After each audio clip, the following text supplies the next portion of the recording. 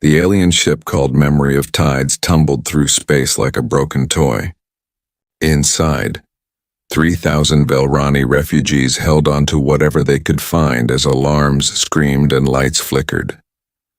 Their ship was dying, and they all knew it. Historian Kelvara gripped her seat with trembling hands. Her skin, normally a calm blue color, flashed red and orange with fear. Around her, families huddled together. Children cried. The elderly whispered prayers to gods that seemed very far away. "They're still following us," someone shouted from the navigation station. Through the cracked viewing screen, Kelvara could see them. 6 dark warships, each one belonging to the Kresh Dominion. The same empire that had destroyed their homeworld. The same monsters that had killed millions of her people. The Kresh didn't just conquer worlds. They enjoyed it. The Velrani had never been warriors. They were teachers, artists, farmers, and scientists. Their greatest weapons had been their words and their knowledge. But words couldn't stop plasma cannons. Knowledge couldn't repair a ship that was falling apart. "Navigation systems failing," the pilot announced.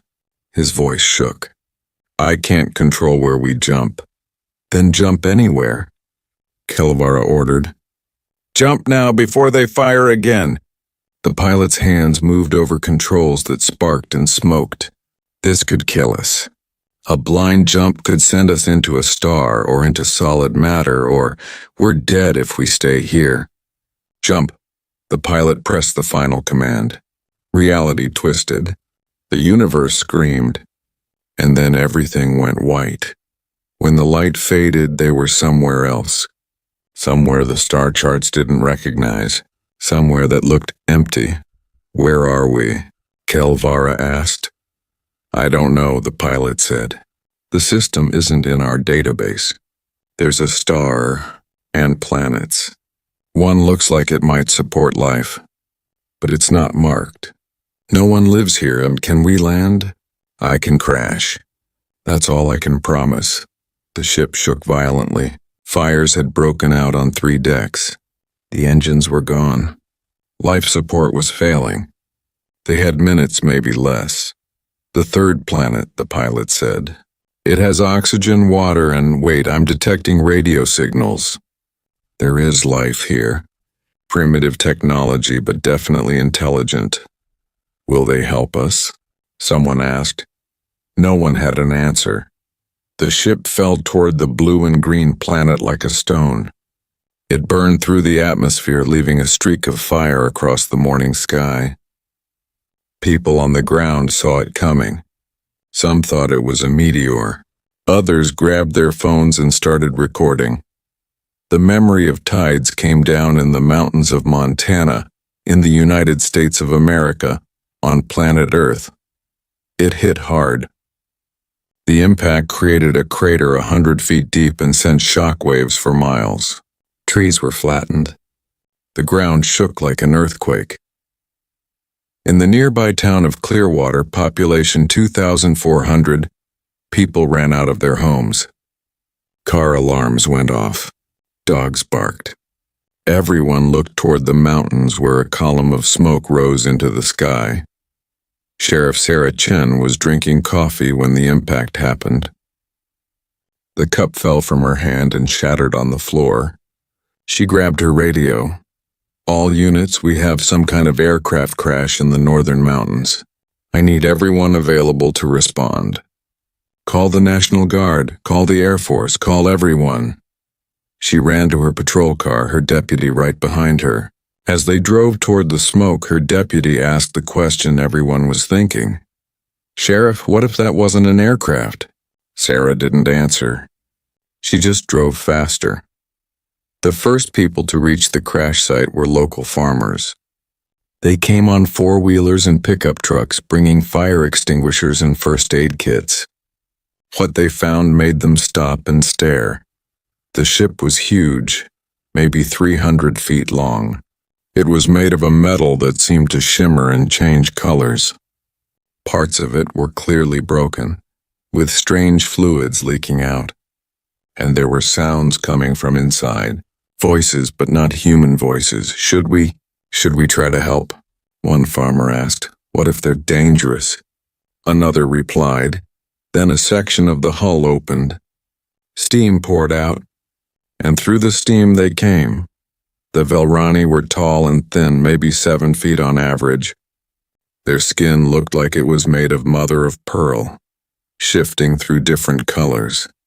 They had large eyes, long fingers, and they moved gracefully even though many were injured. The first one out saw the humans and froze. Her skin turned pure white with fear. She raised her hands, showing she had no weapons. Please, she said in a language no one understood. Please don't hurt us. We have children. The humans couldn't understand her words, but they understood her tone. They understood the way she protected the small figures behind her. They understood fear when they saw it. Old Frank Morrison, who had been farming in Montana for 60 years, stepped forward. He held out his hands, palms up, to show he meant no harm. It's okay, he said gently. You're safe here. Let us help. The Velrani woman didn't understand his words either, but she understood his tone. She started to cry, her skin flashing through a dozen colors. More Velrani emerged from the ship, many of them injured, all of them terrified. By the time Sheriff Chen arrived with her deputies and a National Guard unit, the farmers had already started helping. They were bandaging wounds, offering water, and trying to communicate through gestures. It was chaos, but it was controlled chaos. Captain Marcus Webb of the National Guard took one look at the situation and made a decision. Secure the perimeter, but don't point weapons at anyone unless they're aggressive. Get medical supplies up here. Radio for more ambulances. And someone get me a line to the Pentagon because this just became way above my pay grade. Over the next few hours, more help arrived. Military vehicles, news helicopters, scientists, government officials. The crash site became a small city of tents and equipment. Inside one of those tents, historian Kelvara sat with Sheriff Chen and Captain Webb. Between them was a laptop computer. On the screen were words in English. Hello. I am Chorus. I am the ship's artificial intelligence. I have learned your language from your internet. I can translate. Holy, Captain Webb breathed. It learned English in 3 hours? More words appeared. Yes, your language is simple. Your internet contains much information. Also many videos of cats. I do not understand the cats. Despite everything, Sheriff Chen laughed. Yeah, we don't really understand that either. Can you tell us what happened? Who are you people? Through chorus, Kelevara told them everything. She told them about the Velrani homeworld, a peaceful planet where they had lived for thousands of years. She told them about the Kresh Dominion, an empire that conquered planets for sport and resources. She told them how the Kresh had invaded 3 years ago, how most of the Velrani had died fighting a war they never wanted. We are all that remains, Kelvera said, her words translated by chorus. 3,000 survivors. We fled in this ship, but they followed us. We jumped blindly to escape. We never meant to come here. We didn't even know your world existed. How badly is your ship damaged? Webb asked. It will never fly again. We have the technology to repair it, but not the resources. It would take months of work, and we don't have months. We barely have days. Why not? Kelevara's skin turned dark gray, the color of despair. Because we didn't escape. Not really. The Kresh attached a tracking beacon to our hull before we jumped. It was dormant, probably damaged in the fighting. But Chorus detected it activating an hour ago. They know where we are. How long? Sheriff Chen asked. 14 of your days. Maybe less. Captain Webb stood up and walked to the tent entrance. He looked out at the Velrani refugees sitting in small groups, sharing food with the human volunteers. He saw Velrani children playing with human children, the language barrier meaning nothing to kids who just wanted to play. He saw his soldiers helping elderly Velrani who could barely walk. And what will these Kresh do when they get here? He asked without turning around. They will kill us, Kalvara said simply. All of us. They will make it slow in public to scare other worlds from resisting. And your people, I am sorry. You should not be involved. If you have ships, if you can leave this world, you should go. The Kresh will not care that you tried to help us. They will see only primitives who harbored their escaped slaves. Primitives. Webb turned around. Lady, we've split the atom, sent people to our moon, and created the internet that your AI learned from. We're not that primitive.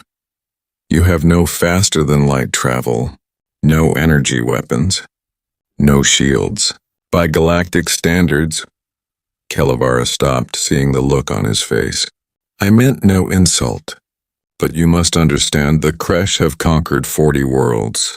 They have plasma weapons that can melt your tanks. They have shields that stop bullets. They have warships that can destroy cities from orbit. You cannot fight them. Sheriff Chen looked at Captain Webb. Webb looked back at her. Something passed between them, an understanding that needed no words. Maybe we can't, Chen said. But we're not going to just hand you over to them either. You would risk your world for strangers? You're not strangers anymore, Chen said. You crashed here, which makes you Clearwater's problem. And in Clearwater, we take care of our problems. We take care of our people. We are not your people. Chen smiled. You are now. Over the next 2 days, the situation spiraled in a dozen directions. The United Nations held emergency meetings. World leaders argued about what to do. Some wanted to give the Velrani to the Kresh to avoid war. Others wanted to study the alien technology. Still others wanted to help but didn't know how. While politicians argued, the people of Clearwater made their own decision. They set up camps for the Velrani. They shared their food, their medicine, their homes. The local school opened its gym as a shelter. Churches brought blankets and clothes.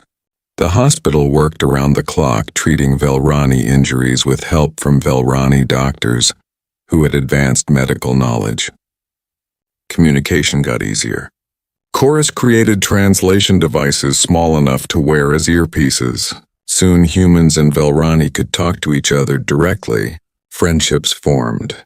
The Velrani engineer named Tran started working with Emma Reeves, a local mechanic and computer expert. They bonded over trying to fix a broken Velrani medical device. Your technology is so different, Emma said, looking at the device's insides. But the basic principles are the same. Energy still needs circuits. Data still needs processing. We can work with this. You learn quickly, Tran said, his skin turning a warm orange color that Emma was learning meant approval. Most species need years to understand Velrani engineering. You understand it in days. We're good at adapting.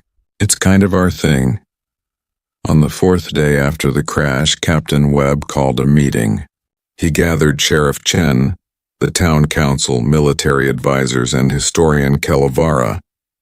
I've been on calls with the Pentagon and the United Nations for 2 days straight, Webb said. Here's what we know. The Kresh are coming. We have maybe 10 days left. The President wants options. The UN wants options. Everyone wants options. So far, the best option anyone's come up with is to evacuate the area and hope the Kresh just take the Velrani and leave. That's not an option, Sheriff Chen said flatly. I agree. So I'm asking you, all of you, what do we do? Old Frank Morrison, who had been invited because he was the first to help the Velrani, spoke up. My grandfather fought in World War II, Normandy Beach. He told me once that the moment that mattered wasn't when he got the call to serve. It was before that. It was when he decided deep down what kind of man he wanted to be, what he was willing to stand for. "What's your point, Frank?" the mayor asked. "My point is we've already decided. We decided the moment we started helping. Now we just need to figure out how." Webb nodded. "Then we'd better get creative. Kelvara, tell us everything you know about the Kresh, how they fight, how they think. Everything." As Kelvara spoke, Emma Reeves listened from the back of the room. Her mind was already racing. Humans couldn't match Kresh technology. Not yet, but maybe they didn't need to. Maybe they just needed to be smart, to be creative, to be human. She pulled out her phone and started taking notes. Next to her, Siltran did the same on a Velrani datapad. They exchanged a look. "I have an idea," Emma whispered. "So do I," Siltran replied. Outside the meeting room, life in Clearwater continued. Velrani and humans worked side by side. Children played together. The barriers of language and culture were falling fast, replaced by something simple and powerful: shared humanity. Or maybe shared decency was a better word, since not everyone involved was human. But in the mountains above the town, where the crashed ship still smoldered, Chorus detected something. A signal from deep space, a message in Kresh military code. The Hunter fleet had found them. The countdown had begun. The emergency session of the United Nations Security Council was loud and chaotic. Diplomats from every major nation spoke at once, their voices echoing through the chamber. On the screens behind them, live footage showed the crash site in Montana, where humans and Velrani worked together under military guard. The Chinese ambassador stood first. "We must consider our priorities. These aliens brought danger to our world. We have a duty to protect Earth, not refugees from someone else's war." "They didn't choose to come here," the British ambassador argued. "They were fleeing genocide. We have international laws about refugees." "International laws that don't cover aliens," someone shouted back. The Russian ambassador leaned forward. "Perhaps we can negotiate with these Kresh. Give them what they want in exchange for peace." "You mean surrender the Velrani?" The Brazilian representative looked horrified. "We would be sending 3,000 people to their deaths. Better than risking 8 billion human lives." President Maria Alvarez of the United States listened to the arguments for 2 hours. Finally, she stood up. The room quieted. "I've received reports from our military advisors," she said. "They tell me we can't win a fight against the Kresh, not with our current technology. The Kresh have weapons we can barely imagine. But those same advisors also tell me something else. They tell me that the people of Clearwater, Montana have already made their choice. They're not asking for permission, they're asking for support. One town can't decide policy for the entire planet," the French ambassador said. "No, but they can remind us what policy should be," Alvarez replied. "We've spent decades building international laws about human rights, about protecting refugees, about standing up to tyranny. Now we have our first chance to apply those laws beyond our species. What do we choose?" The vote, when it came, was close. But it passed. The United Nations would not surrender the Velrani. They would not evacuate Clearwater. Instead, they would prepare. For what exactly, no one was quite sure. But they would prepare. Back in Clearwater, the news was met with mixed reactions. Some people were relieved. Others were terrified. Sheriff Chen stood in the town square and addressed the crowd that had gathered. "I won't lie to you," she said. "This is going to be dangerous. The military's working on plans, but we all know the truth. We're facing something we've never faced before. So I'm going to ask you the same question I asked myself. Do we stand and fight, or do we run?" "We stand," someone called out. "Are you sure? Because if you want to evacuate, no one will blame you. This isn't your fight." Old Frank Morrison pushed his way to the front of the crowd. "Sheriff, with respect, you're wrong. This became our fight the moment we decided to help. My grandfather didn't run from bullies, and neither will I." One by one, other people spoke up. Veterans who had served in wars, parents who wanted to teach their children to stand for what was right, teachers, mechanics, shopkeepers, and farmers, even some teenagers, despite their parents' protests. "Then we have work to do," Chen said. "Captain Webb has requested volunteers. We need to prepare this town. We need to help the Velrani repair what they can. And we need to learn as much as possible about what's coming." The work began immediately. Military engineers arrived with equipment and supplies. They started building defensive positions around the town. Trenches were dug. Barriers were set up. The National Guard brought in tanks, artillery, and missile systems. It wasn't much compared to alien technology, but it was what they had. In a makeshift laboratory set up in the high school, Emma Reeves and Siltran worked 18-hour days. They had pulled apart several pieces of Velrani technology, trying to understand how it worked.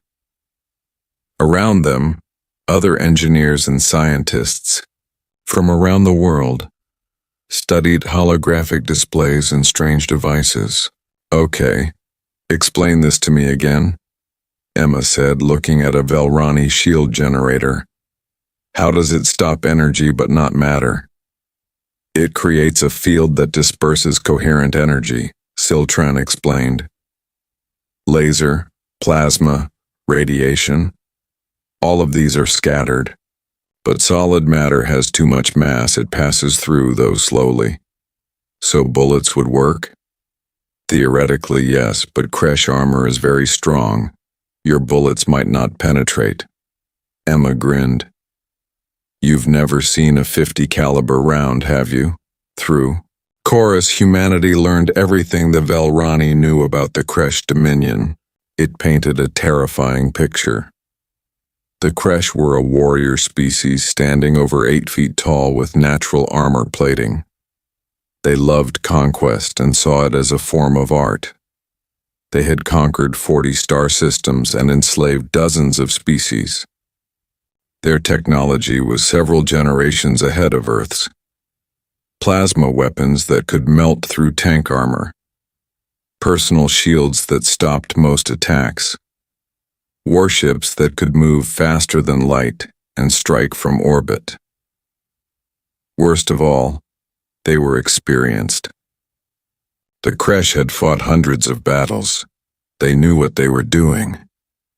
"We've never won against them in open combat," Kelvara explained to a room full of generals and admirals. "Our only victories came from hiding, from running. Direct engagement always ends in defeat." General Patricia Okonkwo of the Joint Chiefs studied the data with a frown. She was a veteran of 3 wars and had commanded troops in a dozen conflicts. She knew how to read battlefield reports. "They're good," she admitted, "but they're not perfect. Look at this." She pointed to a report from a battle on a Velrani colony world. They rely heavily on their shields and superior firepower. Their tactics are straightforward, overwhelming force applied directly. They don't use stealth, they don't use ambush. They just attack head-on because they've never needed to do anything else. That's because no one has ever been able to stop them, Kelvara said. No one's ever tried to fight them on a planet like Earth. Okonkwo replied. Look at your homeworld. Low gravity, thin atmosphere, calm weather. Most habitable planets are like that, aren't they? Yes.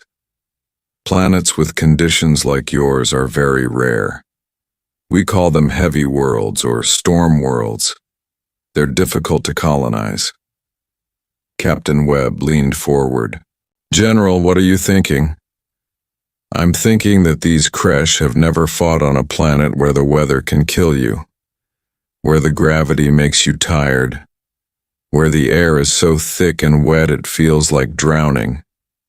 They've never fought in our mountains, our jungles, our cities. They've never fought on a world full of predators, diseases, and a species that evolved to survive all of it. You want to bring them down here? An admiral asked. That's insane. Is it? In space, they have every advantage. But on Earth? On our terms? Maybe we have a chance. A small chance, Kelvara said, and it would require them to come down instead of simply bombarding you from orbit. That's where you come in, Okonkwo said. You said they want to make an example of you. Public executions. They want to capture you alive, don't they? Yes, but Kelvara's skin turned pale. You want to use us as bait. I want to give them a reason to come down here instead of just destroying us from space. If they think they can grab you easily, they'll land troops, and once they're down here, we can fight. The room fell silent. It was a brutal plan.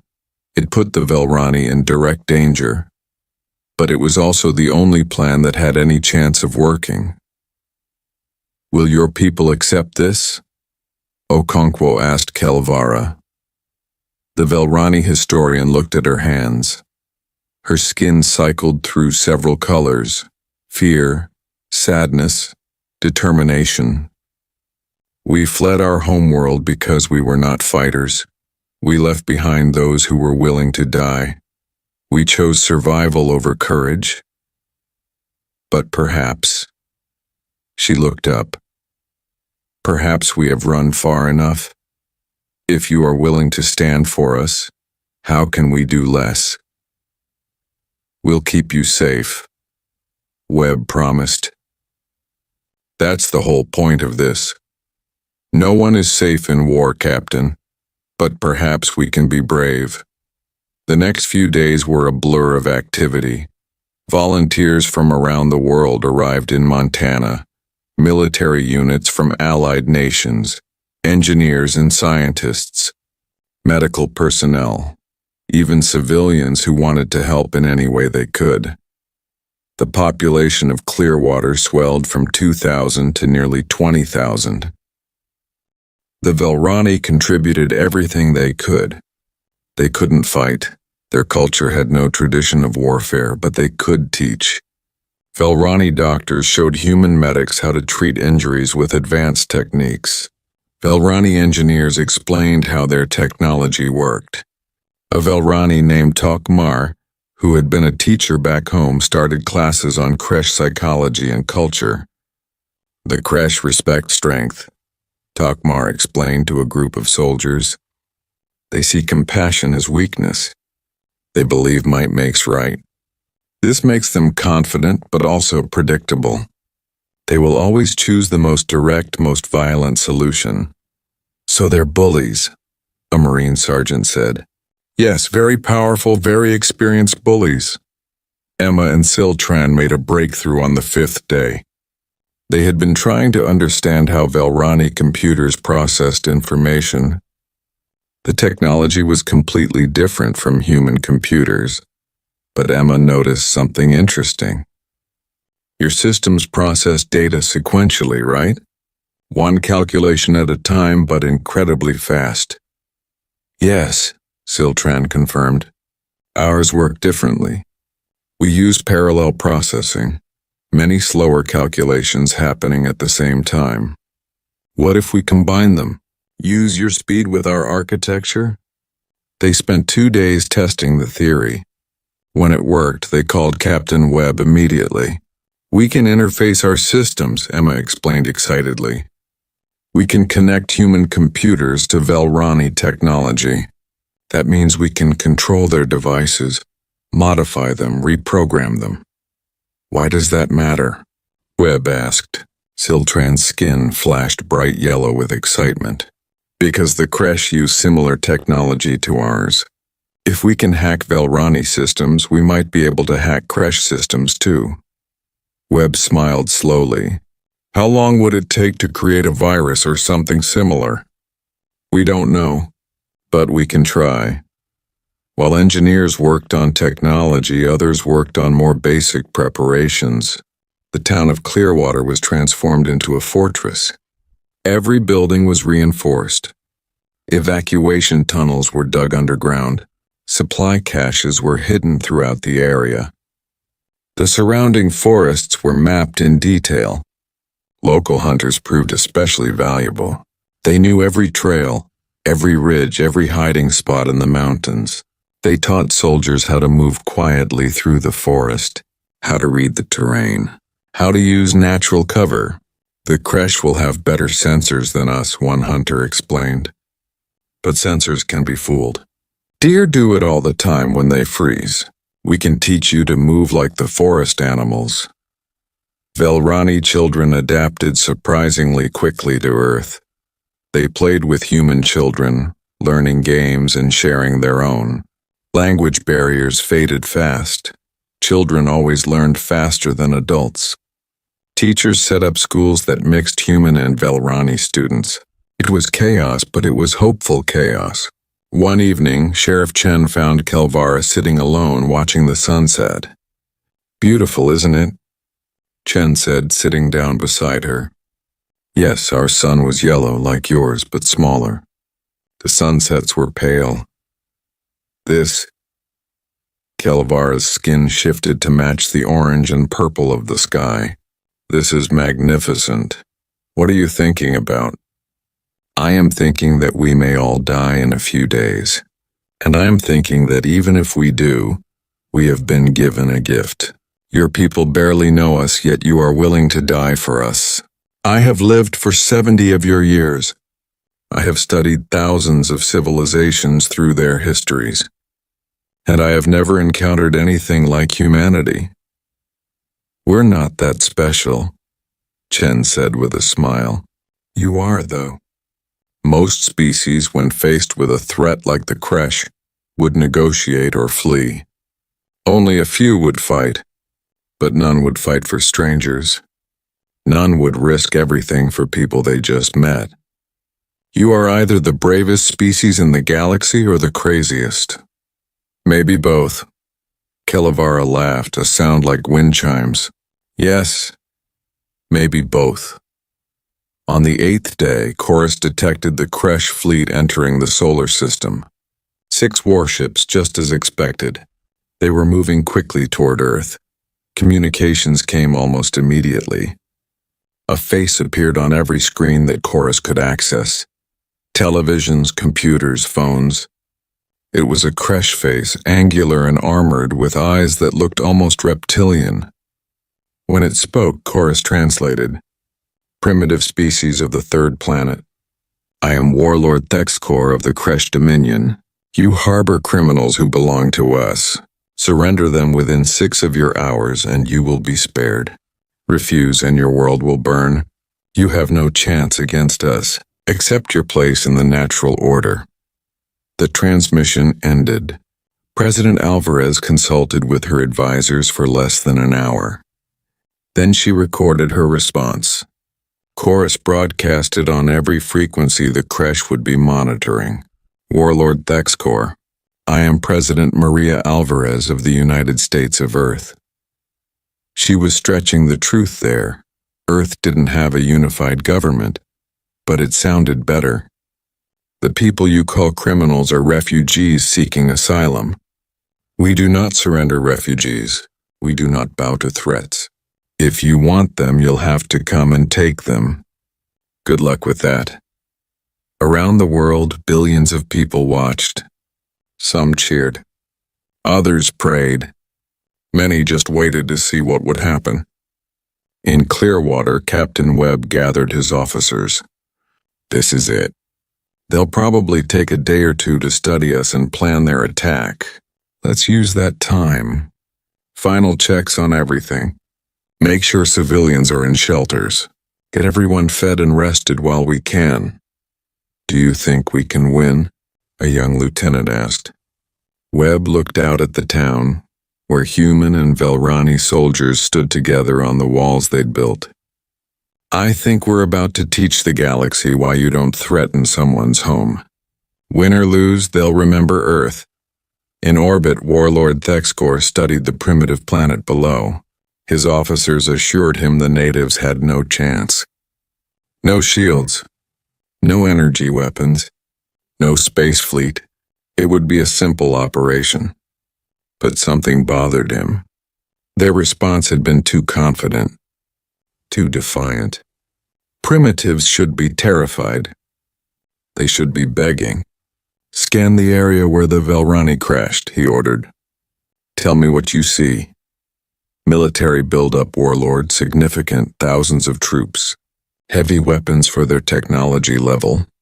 They plan to fight. Thexkor laughed. Excellent. It has been too long since we had proper sport. Prepare the assault teams. We will take the Velrani and teach these humans the price of defiance. His officers cheered. None of them thought to ask why a primitive species would be so willing to fight a force they couldn't possibly defeat. The countdown to invasion had begun. The Kresh dropships entered Earth's atmosphere like falling stars. 40 transport craft, each carrying 50 soldiers in powered armor. 2,000 elite Kresh warriors, ready to crush a primitive resistance and capture their escaped prey. It should have been simple.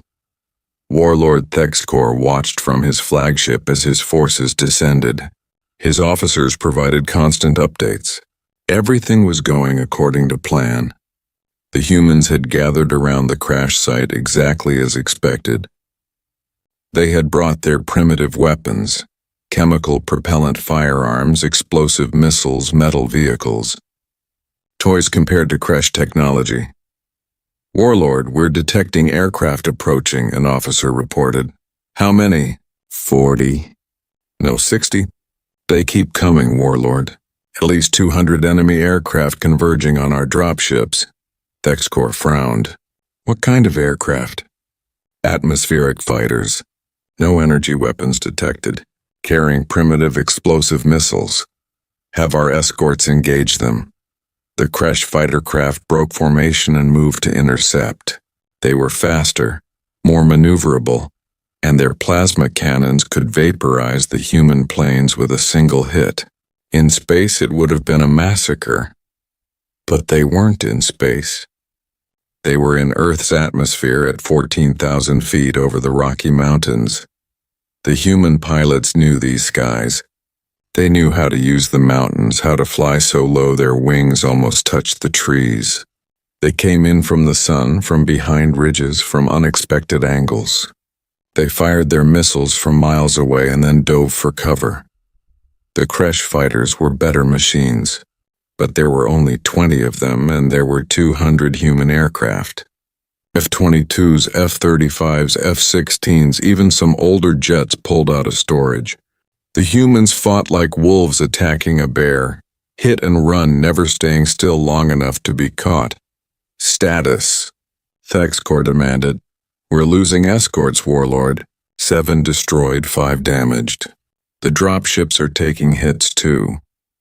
These primitive missiles, they're damaging our armor. How is that possible? The explosives are crude but powerful, Warlord. And there are so many of them. Thexkor's fist hit his command console. All dropships increase speed and land immediately. Get our troops on the ground where they can fight properly. The dropships accelerated, but the damage was done. 16 of the 40 transports had been destroyed or damaged badly enough that they had to turn back. The crash ground force had been reduced by 40% before a single soldier touched Earth. The remaining transports came down hard in the mountains around Clearwater. Loading ramps dropped and crash shock troops charged out in their powered armor. Each soldier stood over 8 feet tall, covered in armor plating that could stop most conventional weapons. They carried plasma rifles that could melt through steel, and immediately they felt wrong. "Commander, we're experiencing difficulties," a squad leader reported. "What kind of difficulties?" "The gravity. It's oppressive. My suit compensates, but movement is sluggish. And the air. Sensors show adequate oxygen, but breathing is difficult." "You're at high altitude," their commander replied. "The locals are adapted to it." "You will adapt. Now move." The crash forces began their advance on Clearwater, following valleys and ridges toward their objective. They expected to reach the town within hours. They expected the humans to break and run as soon as they saw real combat. They were wrong on both counts. The first ambush came in a narrow valley. The crash squad was moving in standard formation when the hillside above them exploded. Not from energy weapons or advanced technology, from simple explosives buried in the dirt and detonated by wire. The blast knocked 3 soldiers down the hillside. Before the others could react, gunfire erupted from the trees. Large caliber rounds, 50 BMG and bigger, slammed into crash armor. The shields flickered and held, but the kinetic impact staggered the soldiers. "Return fire," the squad leader ordered. Plasma bolts lit up the forest. Trees exploded into flame where the shots hit. But the humans were already gone, falling back through paths they'd prepared in advance. The crash pursued, confident in their superiority. They ran straight into the second ambush. This time it was claymore mines and a hail of machine gun fire from 3 directions. 2 more crash went down, their shields overloaded. The rest took cover, something they rarely had to do. "These humans are not behaving like primitives," the squad leader reported. "They're using coordinated ambush tactics. They know the terrain." "Of course they do," Captain Webb said, watching from a command post 2 miles away. He was monitoring radio chatter and drone footage. "This is our home. Now fall back to position Delta and let the artillery have them." The human soldiers retreated through the forest in good order, following routes marked with GPS. Behind them, the crash squad advanced cautiously.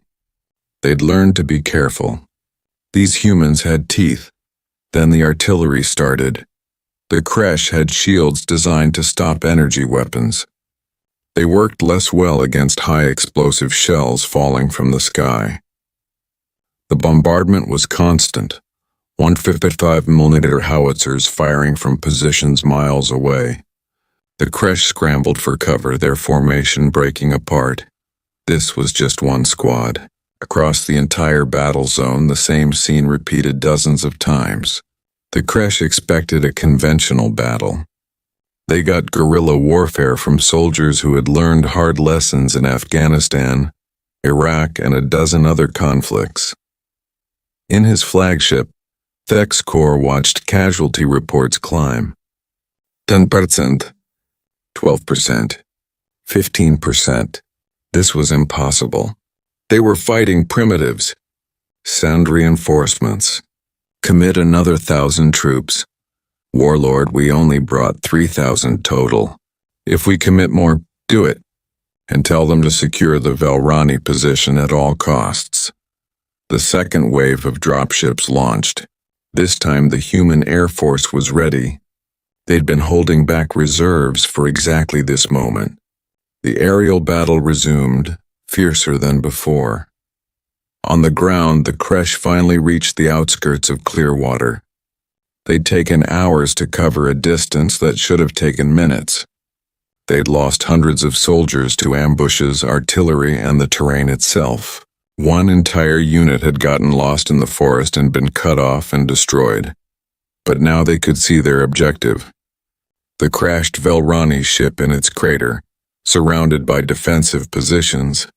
Human soldiers dug into bunkers and trenches, and somewhere in there 3,000 Velrani refugees. All units. Begin final assault, the crash commander ordered. That's when the weather changed. One of the mountain's afternoon thunderstorms rolled in. It happened most days at this elevation, which was why the locals hadn't thought to mention it. In minutes, the sky went from blue to black. Lightning split the air. Rain fell in sheets so thick you could barely see 10 feet. For humans, it was just weather. Unpleasant but normal. For the Kresh, it was a nightmare. Their shields, designed to stop energy, went haywire in the electrical storm. Lightning bolts struck their armor. Not enough to kill, but enough to disable systems. Their thermal sensors couldn't see through the rain. Their communications were filled with static. "What is this?" a Kresh soldier shouted. "Is this some kind of weapon?" "It's just a storm," his commander replied. "Push through." But pushing through a Montana thunderstorm while wearing powered armor, already exhausted from the high gravity and thin air, being shot at by humans who grew up in this weather, that was harder than it sounded. The humans attacked under cover of the storm. They wore simple rain gear and night vision goggles. They knew exactly where they were because they'd lived here their whole lives. The Kresh were lost, half-blind, and terrified of an enemy they could barely see. Sheriff Chen led one of the counterattacks personally. She'd grown up in these mountains, hunted in these forests. The rain didn't slow her down at all. Her team moved through the storm like ghosts, striking at confused Kresh units and disappearing again. "This isn't battle," one Kresh officer reported. "It's chaos. These humans fight without honor, without formation. They're like animals. They're predators," historian Kilvera said quietly. She was watching from a bunker with Captain Webb. "Look at them. Look at how they move. We evolved on a gentle world. The Kresh evolved on a harsh one. But humans evolved on a world that actively tried to kill them. They're survivors." Webb nodded. "Every species on Earth is either a predator or prey. Humans were both. We got hunted by bigger, stronger things for millions of years. So we got smart. We got mean. And we learned that the best way to survive is to work together." The storm lasted for 3 hours. By the time it passed, the Kresh assault had completely stalled. They'd taken 40% casualties and hadn't even breached the outer defensive lines. Soldiers who had conquered 40 worlds, who had never known defeat, were pinned down and demoralized. Warlord Thexkor couldn't believe what he was seeing. How? How are primitives doing this?" "Warlord," his tactical officer said carefully, "I've been analyzing their tactics. They're not fighting like any species we've encountered. They don't value honor or glory. They value winning. They use every advantage, terrain, weather, knowledge of their home. And they work together perfectly. Every human unit supports every other unit. We work together too. We work in formation, Warlord. We follow doctrine. They adapt. Every time we counter one tactic, they switch to another. They're learning as they fight." Thexkor stood at his viewing screen watching the battle below. He'd expected to collect his escaped slaves and teach some primitives a lesson. Instead, he was losing. "Pull back all ground forces to defensible positions, rest them. We'll bombard the target from orbit and then send in fresh troops." "Warlord, if we bombard, we might kill the Velrani." "I don't care anymore. I want this planet punished for its defiance." But even that wasn't simple.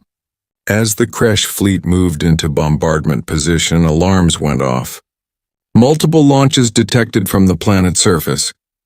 Identifying missiles, hundreds of them. "Primitive missiles can't hurt us in space."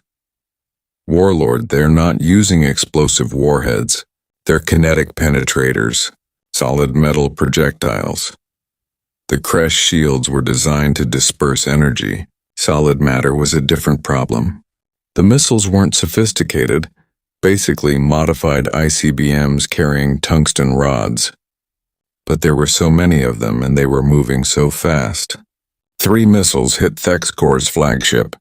The shields absorbed most of the impact, but damage alarms blared. More missiles targeted the other ships. The Kresh fleet was forced to maneuver, breaking their bombardment formation. This is madness! Thexcor roared. These primitives should be cowering. They should be begging. Why do they fight? On the ground, Emma Reeves was asking herself a similar question.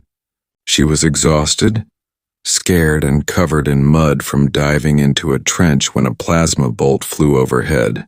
Siltran was next to her, his skin cycling through colors of fear. Why are you doing this? Siltran asked.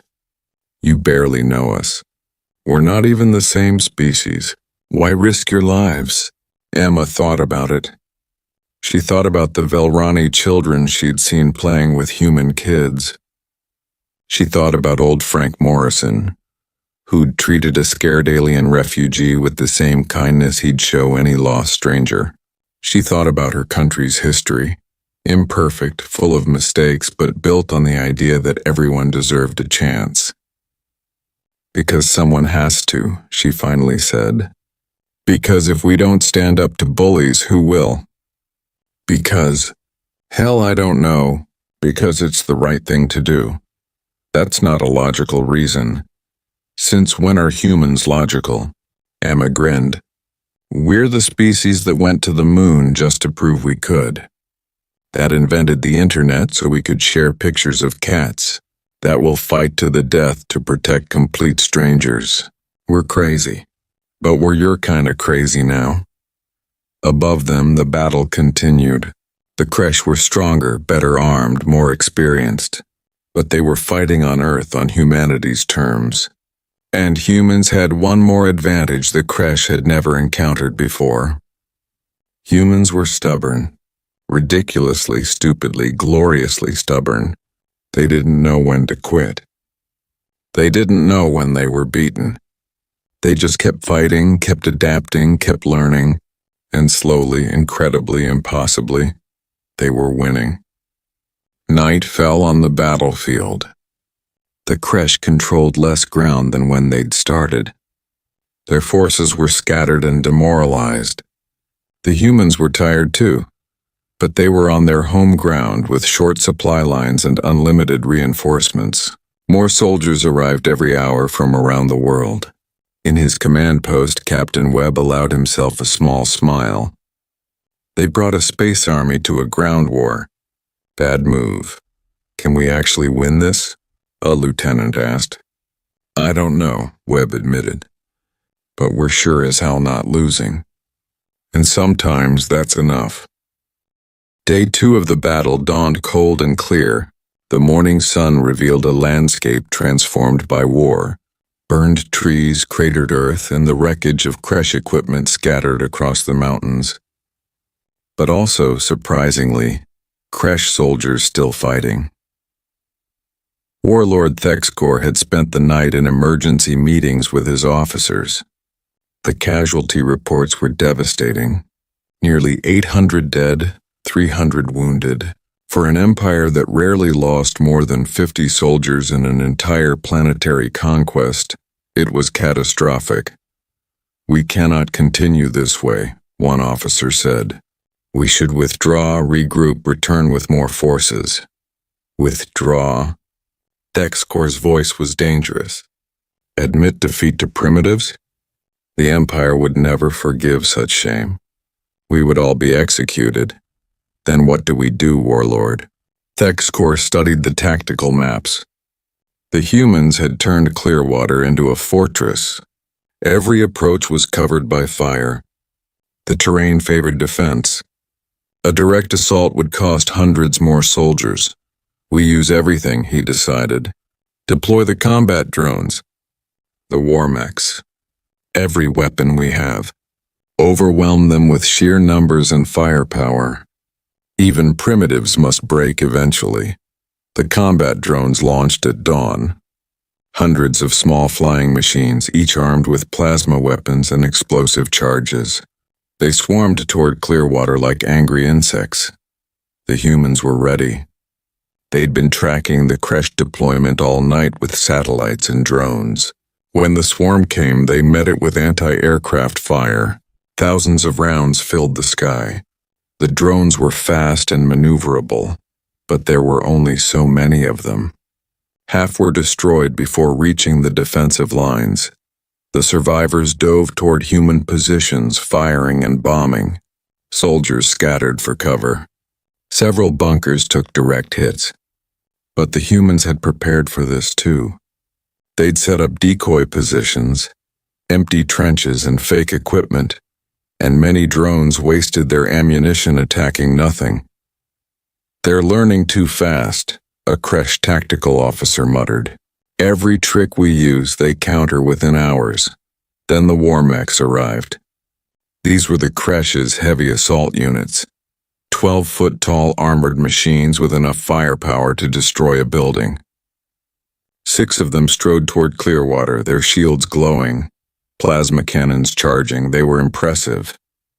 They were terrifying. They made the ground shake with each step, and then they stepped on the mines. The humans had spent 2 days planting explosives everywhere. Not sophisticated mines with fancy sensors. Just simple bombs buried in the ground, detonated by pressure or remote control. The kind of thing humans had been using in wars for over a century. 3 mechs went down in the first minute, their legs blown off. The others slowed down, scanning for more threats. That's when the artillery found them. High explosive shells rained down, overwhelming their shields through sheer volume of fire. The last mech made it within 100 yards of the defensive line before a soldier named Rodriguez, who'd carried a Javelin anti-tank missile 3 miles up a mountain, fired at point-blank range.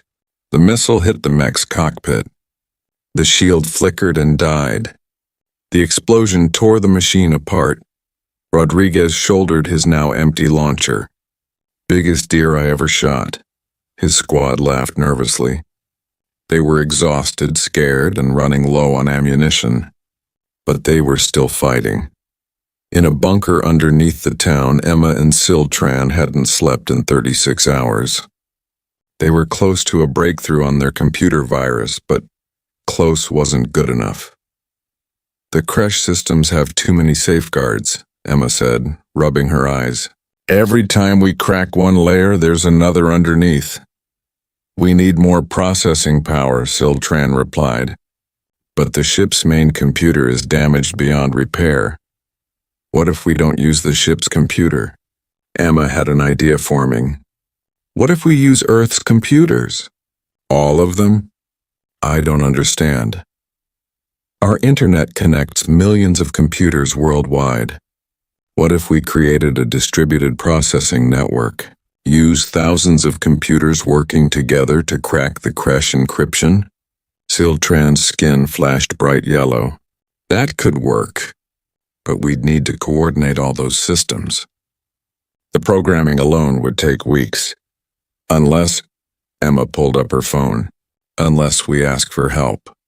An hour later, Emma had posted a message on every hacker forum, programmer community, and tech website she could find. She explained what they needed: a virus to disable Kresh combat systems.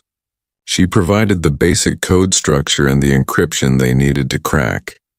"You just told the entire internet about alien technology?" Captain Webb asked when he found out. "Yeah, and in 2 hours we've gotten responses from 14 countries. Programmers are working on it right now. Hundreds of them, maybe thousands. That's crazy, stupid, brilliant. All of the above," Webb admitted. "But if it works," it worked. By midnight, they had a functioning virus. It wasn't elegant. It was a mess of human and Velrani code held together with digital duct tape. But when they tested it on a captured crash drone, the machine systems crashed within seconds. "Upload it," Emma ordered. "Every crash device we can reach." Cora sent the virus through the air on every frequency the crash used. It spread like a digital plague, jumping from one crash device to another. Shields flickered and failed. Weapons stopped firing. Combat drones fell from the sky. Communication systems went silent. In his flagship, alarms blared as systems began failing. "What's happening?" Thexcore demanded. "Unknown attack, Warlord. Some kind of electronic warfare. Our systems are crashing. The primitives are inside our network." "How? They don't have the technology." "They do now, Warlord. The virus didn't destroy everything. The crash had backups and manual overrides. But it bought the humans precious time. Without shields and communication, the crash ground forces were vulnerable. Captain Webb ordered the counterattack immediately. All units advance. Hit them while they're blind." The humans came out of their defensive positions like wolves that had been waiting for the right moment. They'd been on defense for 2 days, taking losses, being pushed back. Now they pushed forward. The crash, suddenly fighting without their technological advantages, discovered something terrifying. The humans were very, very good at basic infantry combat. They moved in coordinated units. They covered each other. They used every piece of terrain as cover. And they never ever stopped coming. One crash unit tried to fall back to their landing zone. They were intercepted by a group of local hunters and National Guard soldiers who'd been waiting in ambush. The humans used hunting rifles, shotguns, and whatever else they could find. They fought with a ferocity that seemed insane. "Why won't they run?" a crash soldier asked. He was wounded, his armor cracked, his weapon empty. Around him, his unit was being overrun. "Because we're defending our home," a human soldier answered in badly pronounced Kresh. The man was old, maybe 60, with gray hair and scars from some previous war. "And we don't run from our homes." By dawn of day 3, the Kresh had lost half their ground forces. The survivors were scattered, isolated, and running out of supplies. Thexcore faced a choice he'd never thought he'd have to make. "Recall all ground forces," he ordered. "Immediate evacuation." "Warlord, do it. Pull everyone back to the landing zones. We're leaving." The Kresh retreat was chaotic. Units fell back under heavy fire, trying to reach their dropships. The humans pursued aggressively, not willing to let the enemy escape easily. More Kresh died in the retreat than had died in the entire assault. But Thexcore wasn't done. As the last dropship lifted off, he gave his final order. "Target the Velrani crash site. All ships, fire orbital bombardment." The Kresh warships turned their weapons toward Clearwater. If Thexcore couldn't have his escaped slaves, then no one would. He'd destroy the entire area and everyone in it, human and Velrani alike. "Energy signatures detected," a human radar operator shouted. "The Kresh ships are charging weapons." "How long?" General Okonkwo demanded. 30 seconds to firing. Once they shoot, we have maybe 10 seconds before impact." There was no time to evacuate. No time for anything except one last desperate move. Okonkwo picked up her red phone, the one connected directly to every military command center on Earth. "Execute Hail Mary. All units, fire everything." Around the world, missile silos opened. Naval ships launched their payloads. Strategic bombers released their weapons. It wasn't nuclear. The human governments had promised not to use nuclear weapons unless absolutely necessary, but it was everything else. Hundreds of ballistic missiles streaked toward space. They were modified with Velrani guidance systems, making them far more accurate than normal. They were tipped with kinetic penetrators, solid metal slugs designed to punch through shields by sheer force. The Kresh fleet detected the launches and immediately shifted to defensive positions. Their shields could handle some impacts, maybe most impacts, but not all of them. "Evasive maneuvers," Thexcor ordered. "Return fire." Too late. The first missiles hit, then more and more. The Kresh shields glowed brighter and brighter, trying to disperse the kinetic energy. Some missiles were stopped. Others got through. One penetrator hit Thexcor's flagship just below the bridge. The ship shuddered. Systems failed. The bombardment order was cancelled as the crew fought to keep the ship functioning. 2 other Kresh warships took heavy damage. One lost all power and began drifting. Another's shields collapsed entirely, leaving it vulnerable. "Warlord," an officer shouted. "We must withdraw. If we stay, they'll destroy us." Thexcor stared at the planet below. He'd come here expecting an easy victory. Instead, he'd lost half his ground forces, damaged half his fleet, and been humiliated by primitives who shouldn't have been able to fight at all. "This isn't over," he said. "We'll return with a full armada. 50 ships, 100,000 soldiers. We'll scour this planet clean. Warlord, look at the intelligence reports. This planet has 8 billion inhabitants, hundreds of nations, nuclear weapons by the thousands. They went from ground warfare to space warfare in 3 days. If we give them time to prepare, if we give them access to our technology." The officer didn't finish the thought. He didn't need to. "Then we'll bring enough force that it won't matter, but we will return. I swear it." The Kresh fleet began jumping to faster than light speed. One by one, the warships vanished, leaving Earth's orbit empty. On the ground, people watched the sky. When it became clear the Kresh were really leaving, a cheer went up. It started in Clearwater and spread across the world. Humans hugged each other. They hugged Velrani. Some laughed. Some cried. Sheriff Chen sat on a pile of rubble that used to be her office. Captain Webb found her there, staring at the smoking ruins of her town. "We won," she said quietly. "We survived," Webb corrected. "They'll be back." "I know. But for today we won."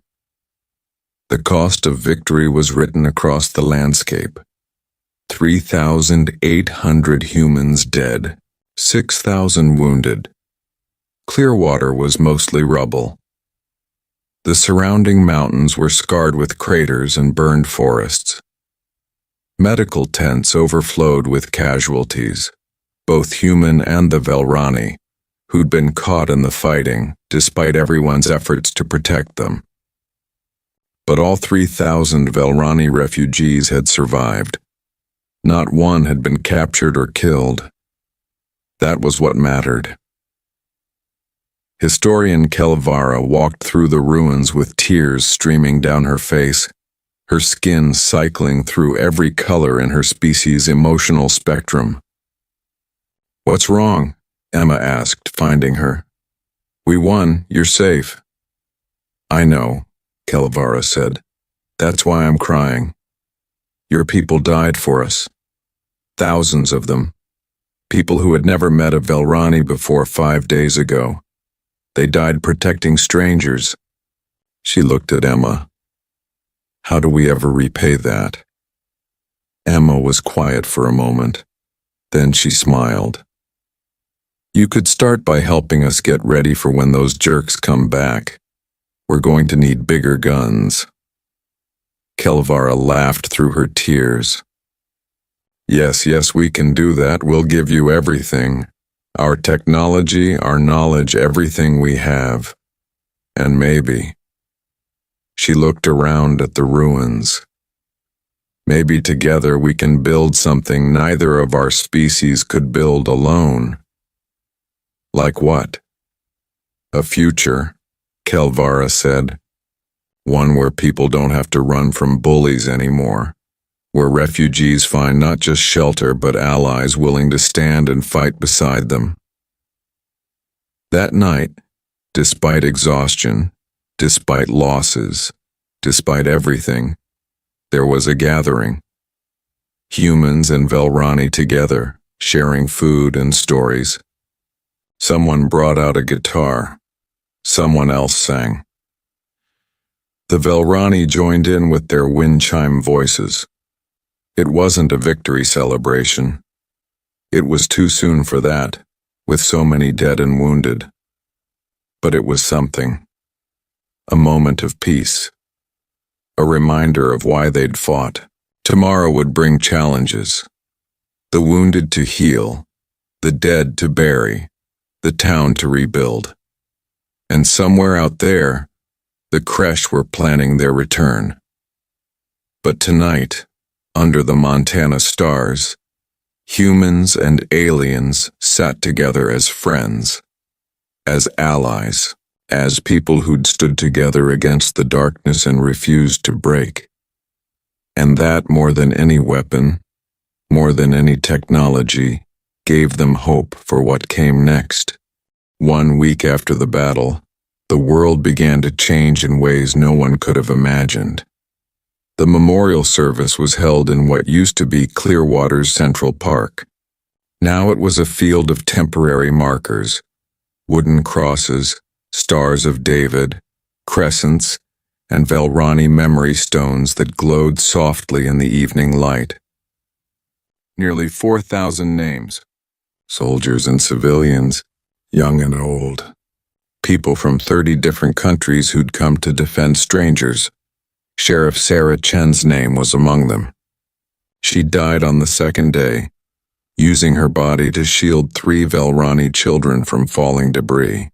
Her deputy found her still holding them, all 4 alive because she'd refused to let go. President Alvarez spoke at the service. She stood before a crowd of thousands, humans and Velrani together, and tried to find words adequate for what had happened. "We are changed," she said simply. "A week ago, we thought we were alone in the universe. Now we know we're not. A week ago, we'd never met the Velrani. Now we've bled together, fought together, and mourned together. These people we honor today died protecting others. That's all that needs to be said. They died doing what humans do best, standing between the helpless and those who would harm them." Kelvara spoke next, her words translated by chorus for the humans present. "In all my years of studying civilizations, I never believed I would see one like yours.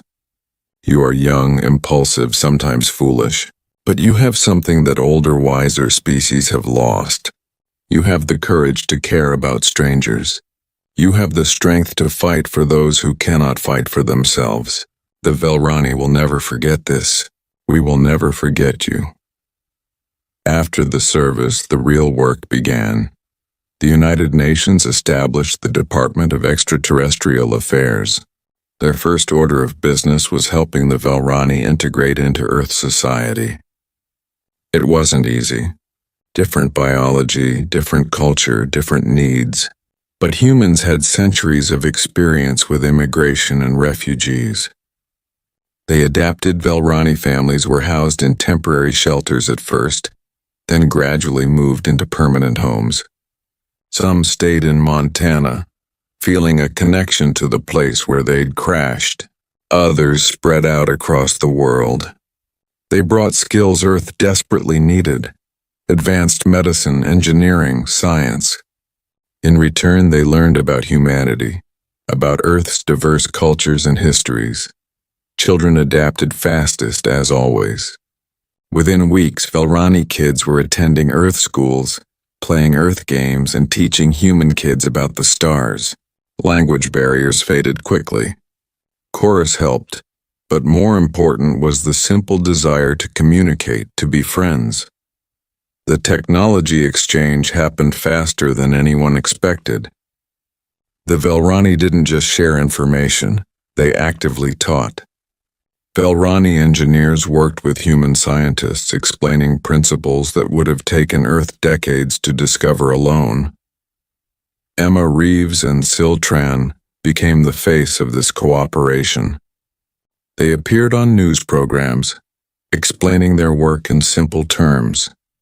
They'd become close friends during the crisis, and their partnership became a model for human Velrani collaboration. "It's not about them giving us technology," Emma explained in one interview. "It's about learning together. We think differently than they do. Sometimes our primitive solutions to problems work better than their advanced ones. Sometimes the opposite is true. Together we're better than either species alone."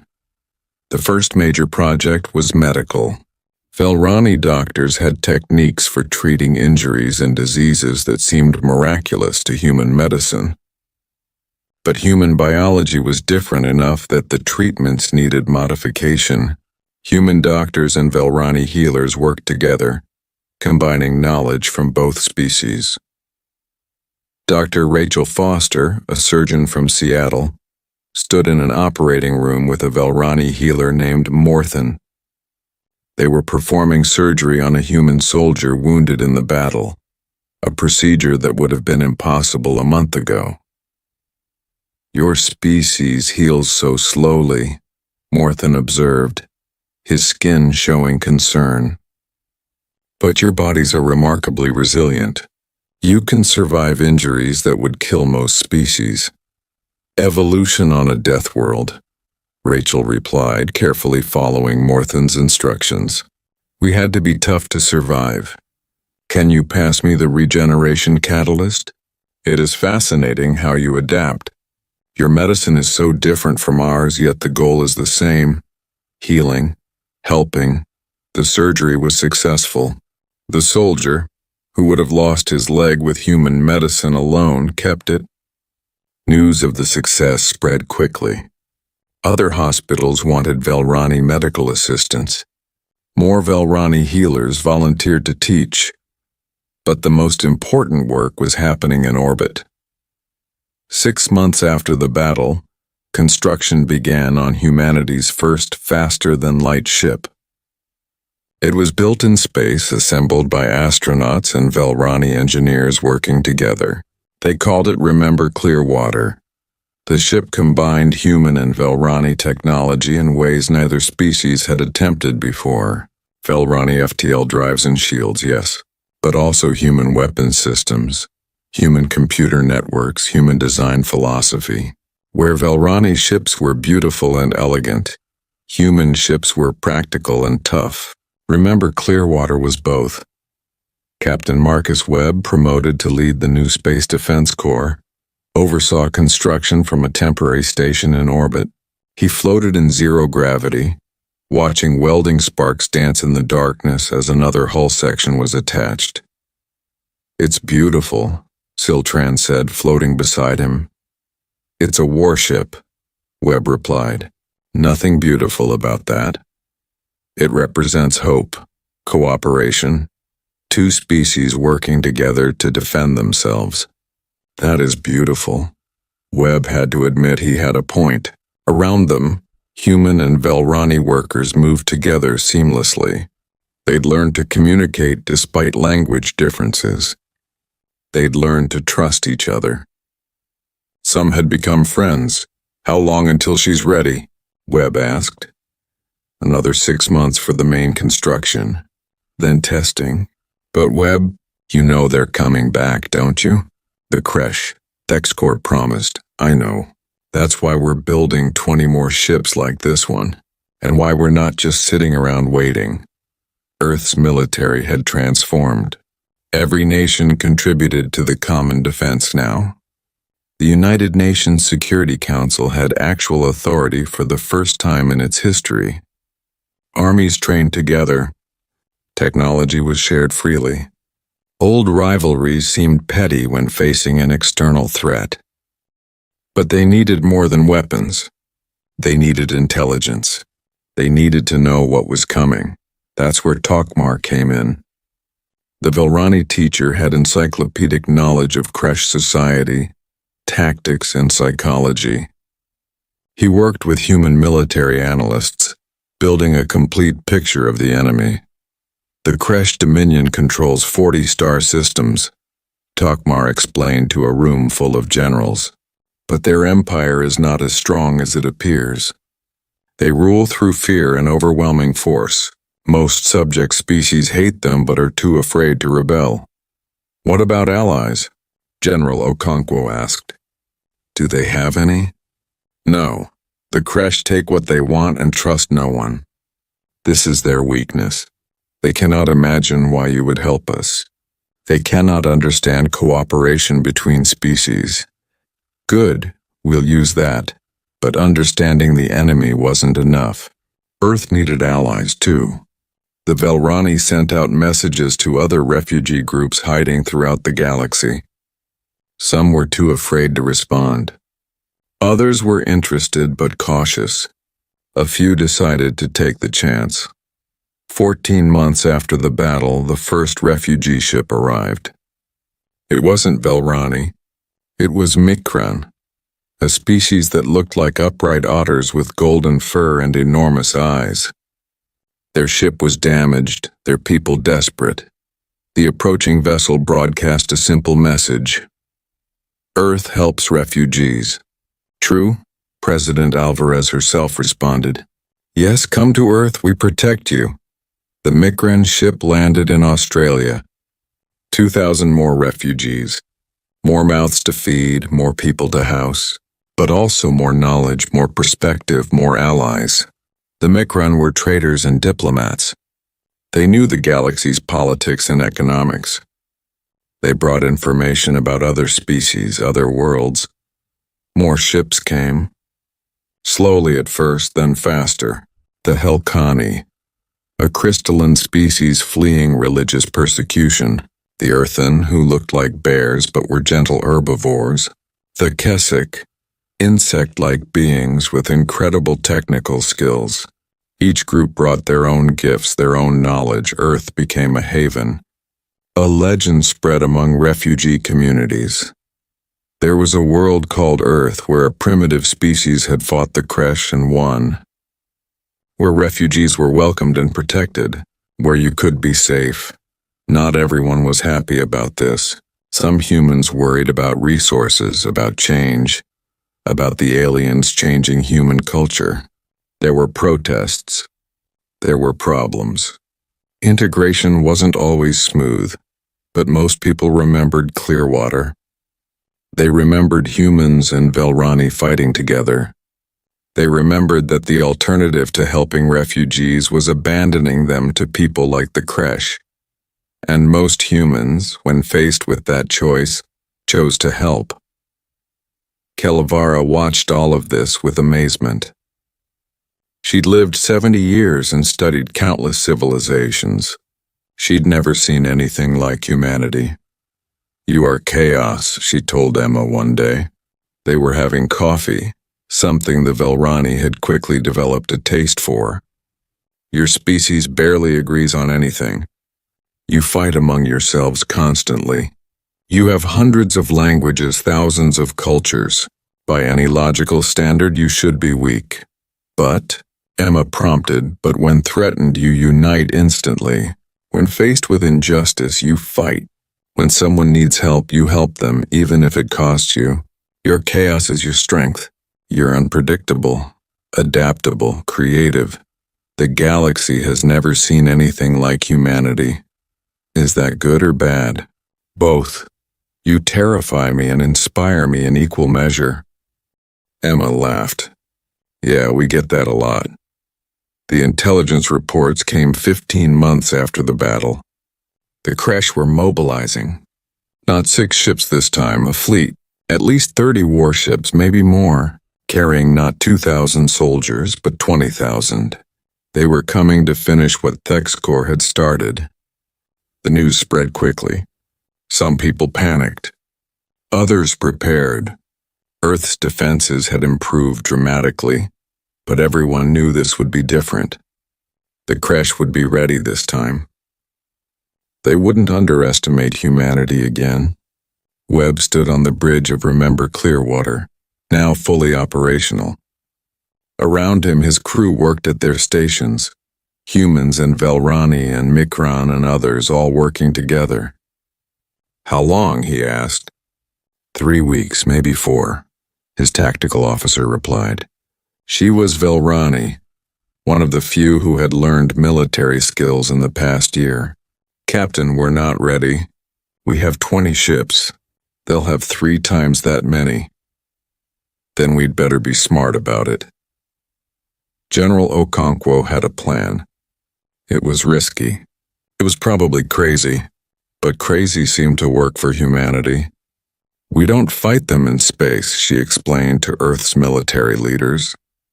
"Not at first. We let them come to Earth. Let them think they're winning. Then we hit them with everything we've got. Ships, ground forces, cyber warfare, everything. We make it hurt so badly they think twice about ever coming back." "And if it doesn't work?" someone asked. "Then we lose. But we'll lose fighting and the Kresh will know they've been in a war." The message went out to all of Earth's allies. The Velrani, the Mikron, the others. Everyone was asked the same question. "Will you stand with us?" Every single one said yes. Ships from 4 different species gathered in Earth's orbit. Not just warships. Civilian vessels, too, converted to carry supplies and reinforcements. It wasn't a proper fleet by Galactic standards. It was a desperate alliance of refugees and primitives. But it was what they had. On the ground, preparations continued. Clearwater had been rebuilt stronger than before. More defensive positions. Better weapons. The lessons learned in the first battle had been studied and applied. Other locations around Earth were similarly fortified. Refugee camps became training centers. Velrani, who'd never held weapons, learned to fight alongside humans. Not because they wanted to be warriors, but because they refused to hide while others fought for them. Emma and Siltran completed their final project the day before the Kresh arrived. It was a weapon, but not a traditional one. It was a virus more sophisticated than the one they'd created before. This one wouldn't just disable Kresh systems.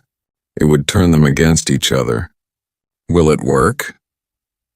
Webb asked. "Maybe," Emma said. "We've only been able to test it on equipment from the first battle. If the Kresh change their systems, then we adapt, like we always do." The Kresh fleet emerged from faster-than-light travel right on schedule. 38 warships. Sensors detected over 20,000 soldiers. Warlord Thexcor himself commanded the fleet, determined to erase his previous humiliation. He broadcast his message immediately. "Primitives of Earth, last time I offered mercy, no more.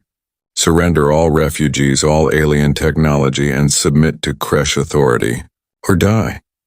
President Alvarez's response was broadcast across every frequency, in every language for everyone to hear.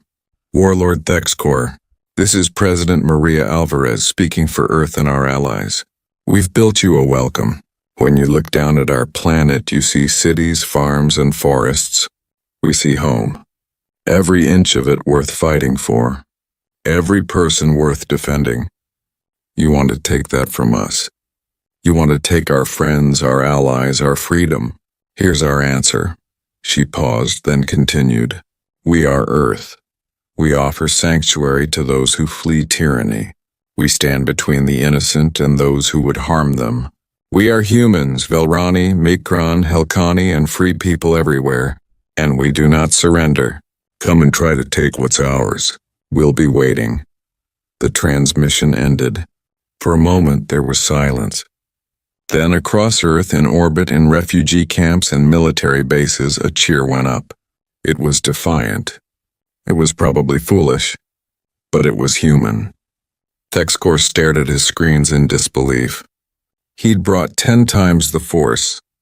He'd prepared for everything. And still they defied him. So be it, he said. Launch all forces. I want that planet reduced to ash. The battle for Earth had begun, but this time Earth was ready. This time they had allies. This time they had hope. Captain Webb stood on his bridge watching the Kresh fleet approach. Next to him, Siltran monitored the computer systems. Behind them, a crew of 5 species worked together seamlessly. "Are you afraid?" Siltran asked. Webb smiled. Terrified. But they're about to learn the most important rule of the galaxy. What's that? Never threaten someone's home, especially if that someone is human. The Remember Clearwater and its sister ships moved to intercept. On Earth below, defensive positions armed and waited. In orbit, satellites and stations prepared to fight. Across the system, allies took their positions. The message was clear. The battle would be hard. Victory wasn't guaranteed. Many would die. But Earth would not surrender. Not now, not ever. And somewhere in the galaxy, on planets and ships and stations scattered across the stars, other refugees heard about Earth. They heard about a world that stood against tyranny. They heard about humans who fought for strangers. They heard about a place where you could be safe, where you could be free, where people would stand beside you against the darkness. The message spread, carrying hope to those who had forgotten what hope felt like. Earth had become more than a planet. It had become an idea, a promise, a declaration that some things were worth fighting for no matter the cost. And that message, more than any weapon, would change the galaxy forever. The battle raged on, but the outcome, whatever it might be, had already sent ripples across the stars. Humanity had stood up. They had said no to tyranny. They had protected the vulnerable. They had shown the galaxy what it meant to be human, and the universe would never be the same.